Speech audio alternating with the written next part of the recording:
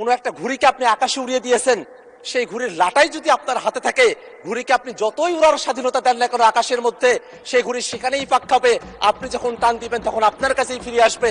এই বিচারপতি নিয়োগের যে বিধানগুলো বাংলাদেশে আছে অতীতে, সেই বিধানে এই ধরনের একটা পরিস্থিতি তৈরি হয়ে আছে মাননীয় স্পিকার।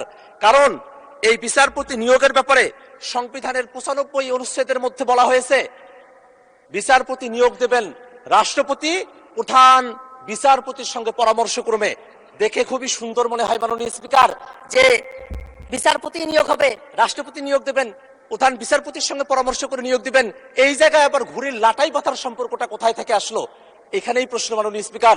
কারণ বাংলাদেশের সংবিধানের 48(3) মধ্যে বলা আছে রাষ্ট্রপতি শুধুমাত্র প্রধানমন্ত্রীর নিয়োগ এবং প্রধান বিচারপতির নিয়োগ, এই দুইটা বাদে অন্য যত কার্যক্রম তিনি সম্পন্ন করবেন, অর্থাৎ প্রধান বিচারপতি ব্যতি রেখে সুপ্রিম কোর্টের অ্যাপিলেট ডিভিশন এবং হাইকোর্ট ডিভিশনের যত বিচারপতি নিয়োগ দিবেন, সেই বিচারপতিগুলো নিয়োগ দেওয়ার সময়টাতে তাকে অবশ্যই সংবিধানের 48(3) অনুচ্ছেদ অনুযায়ী প্রধানমন্ত্রীর পরামর্শক্রমে তাকে সেটা করতে হবে মাননীয় স্পিকার।